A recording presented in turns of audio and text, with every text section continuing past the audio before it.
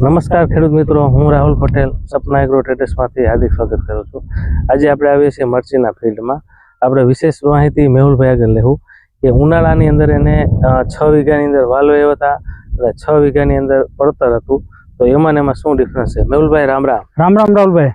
ઉનાળે આ 6 વીઘા જગ્યા તમે જોઈ શકો છો। આની અંદર આપણે બીટી વાલ જે ઝીણા આવે એનું વાવેતર કરેલું હતું ઉનાળામાં, એટલે એના હિસાબે આ પિયત વાળું હતું એકદમ, એટલે જમીન એકદમ ઠંડી પડી ગઈ, ટાઢી પડી ગઈ, જેના હિસાબે આ મરચી તમે જોઈ શકો છો 6 વીઘાનો પ્લોટ અને આ 6 વીઘાનો પ્લોટ આગળની સાઈડનો જોઈ શકો છો। બે જમીન બે એક જ છે, બરોબર છે, તોય પણ કેટલો ડિફરન્સ છે કે આ પડતર હતું ઉનાળામાં તપાવેલું હતું અને આમાં પિયત વાળું હતું। એના હિસાબે મરચીના ગ્રોથમાં, વિકાસમાં, ફળમાં, ફાળમાં, એમાં બધામાં તમે જોઈ શકો છો કે થોડુંક નબળું દેખાય છે।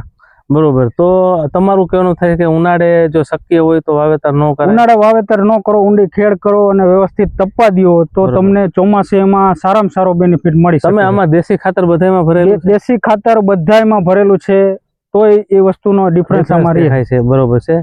અને તમને અત્યારે જનરલી થ્રિપ્સનો એટેક દેખાય છે આમાં? અત્યારે થોડીક થ્રિપ્સ દેખાય છે, બરોબર, શરૂઆત થઈ ગઈ છે, એટલે જે ખેડૂત મિત્રોને મરચીનું વાવેતર હોય એ એના પાકની અંદર જોયા રાખે કે થ્રિપ્સનો એટેક કેવો છે અત્યારે, બરોબર। તમારું કહેવાનું એમ થાય છે કે અત્યારે થ્રિપ્સની શરૂઆત થઈ ગઈ છે, 2-4 દિવસની અંદર એના પાકની અંદર નજર કરતા રહીએ એટલે થ્રિપ્સની દવાની સારી અસરકારક દવા છાંટવાની જરૂર છે એને અત્યારે, બરોબર ને?